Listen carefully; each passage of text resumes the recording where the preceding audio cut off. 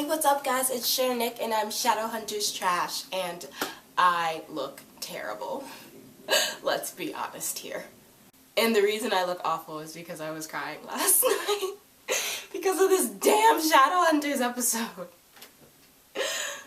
So in this episode, everyone was just out of sync. There are so many different ideas of like what life is supposed to be, if you're supposed to, you know, follow your heart, and if following your heart actually means saving your family or doing what makes you happy. And there's just so many complications. We have Alec on one side, then we have Isabel on one side, then we have Jace on one side, and then frickin' Clary on the side, just wondering what the hell is going on. So much happened in this episode. It was really hard for me to like follow and decipher and to understand, which means this review might be a hot mess because honestly I have to rewatch the episode a couple times to fully get the grasp of everything that happened. Jalec broke up. Is that their ship name, Jalec? Right? Jalec? They broke up. And no, they weren't like romantically together, but you can tell that their friendship and their parabtai bond is kind of like over. Like there's some shit happening. You know, shit hit the fan last night. Basically in this episode, we see everyone else's reactions to Alec and Lydia being engaged. The thing that broke my heart the most was Magnus's reaction because he understood why Alec did it. And it just hurt his feelings because he wanted to be with Alec and he wanted to start something with Alec, and now that obviously can't happen because he's engaged to a girl, a woman. Like, there was so much, and it broke my heart seeing Magnus so sad. And I think what the saddest thing about the whole thing was is he understood why Alec would do that. He just really hoped he wouldn't. We see Jace and Alec get into a huge fight because they feel differently about the parents. They feel different about Mama and Daddy Lightwood. Now everyone knows that the parents were in the circle and Alec is angry and he feels like he needs to clean up everyone else's mess, and that's why he wants to marry Lydia. And that's why he wants to save the family name. He's like, I'm just cleaning up after everyone like I always do. And I'm doing what I'm supposed to do as the golden child, the golden son. Jace doesn't even understand why they have this huge disconnect between them because he hasn't been there. Jace has finally connected with me because I feel bad. Because watching them get into that huge fist fight and him begging Alec to come with him to save the world, it just kind of, it broke my heart. I was like, I actually feel bad, and I felt bad for both of them. Because Alec feels like he has to do this and that to save his family. Jace feels like he needs to do the right thing by Clary and everyone else. And it's just, it's very sad to see. And even though I've been waiting for this and I've kind of been expecting it to happen, when it actually happened, it broke my heart. The acting was amazing. It felt so incredibly real to me. It still feels real. It hurt. Like, it hurt watching that. And then not only are the brothers having this huge fallout, Isabel is going through some things too because Lydia ends up throwing Melion in jail. Melion is her ex-fairy boyfriend who I really like, and he's got really nice makeup, and I really like, I like him. I like him a lot. They think that he knows more than he says he does. They believe that the fairies or the fae have been working with Valentine, and they probably have, them sneaky ass motherfuckers. I feel like they have been, honestly. It's just, there's something about people who can't lie. It makes them know how to lie. Because he physically can't lie, which means that he lies all the time. Like, I don't know if that makes sense to you guys. It just, I don't trust him, but I trust him with my life at the same time. Do you guys get what I'm saying, or am I just talking? They throw Melion in jail. So Isabel is trying to find a way to save him, but they believe that Isabel is the reason he knows too much. So they are like, at least you didn't get thrown in jail with him, and she has to figure out a way to save him. So not only is this happening, but Clary is on the other side trying to save Simon with Raphael. Simon runs off because he believes he's nothing more than a monster and that he can't be a vampire. So basically, I think they were trying to save him again because they didn't want him to starve to death. And if he starved to death, he would just be dead for good, or he'd just be thirsty all the time. I don't really know how it works. But they end up going to the Hotel de Mort with Raphael, and he locks them in a cage, and he's basically like, now you guys are protected from the vampires, but since Simon is a vampire, he could drink off of Clary and save himself and kill Clary or not kill Clary, and Simon has to really force himself to not drink from her and to not, like, love her, or like, it's really hard to explain because he's like, I can't be around you because I'm a vampire now, which means I'm nothing more than a monster. But then he's like, also wants to suck her blood and drink her blood, and then he also wants to be with her romantically. But the thing is, have you guys noticed that the love triangle really like fell out this episode?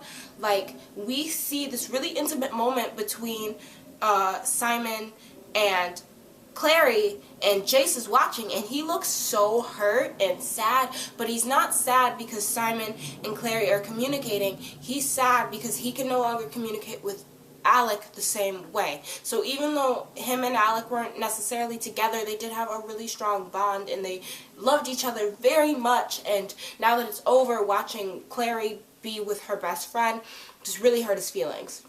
So when Isabel talks to Clary and tells them about how Melian has been thrown in jail, Clary and Isabel decide to get all of the Downworlders together to save him because Lydia wants to send him to the Silent Brothers so they can find out if he has more information on Valentine, because they believe that he knows where Valentine is. So this is part 2 of my review because I forgot something. I'm editing it right now, but I just realized I forgot something.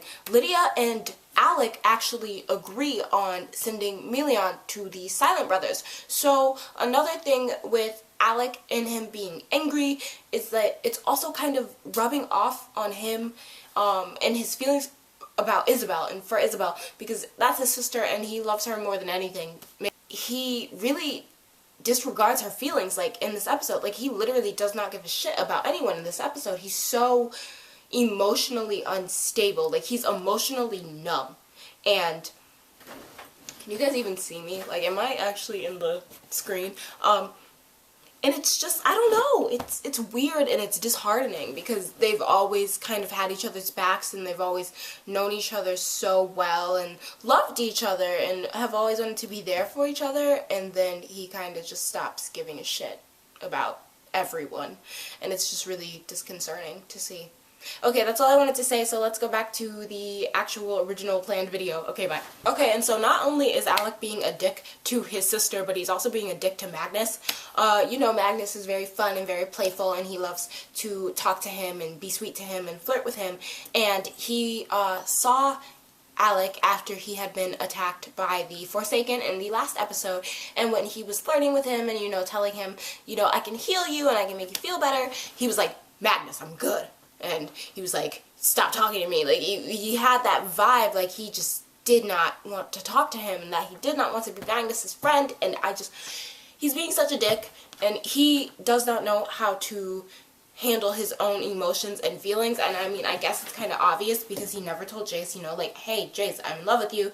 He's always kept it to himself. He's always been, like, kind of emotionally constipated, and he just doesn't let his feelings out. So it's like, I guess I should have expected this, but at the same time, I'm still pissed as fuck. So that's another part, too, that I forgot to say in the first one. Okay, back to that. Okay, bye. So that means for them, Clary and Isabel end up working together, and they bring all the Downworlders together, which means Luke and the vampires have to start working together, even though they have a whole bunch of differences, and they have this whole, like, bite me, down boy, sit, stay, die, and, like, all this weird banter, and it was really refreshing. It was really cool to see. I hope that the Downworlders can all get together and destroy the Shadowhunters low-key, because, like, the Shadowhunters think they're better than everyone else, and they need to learn that they're not.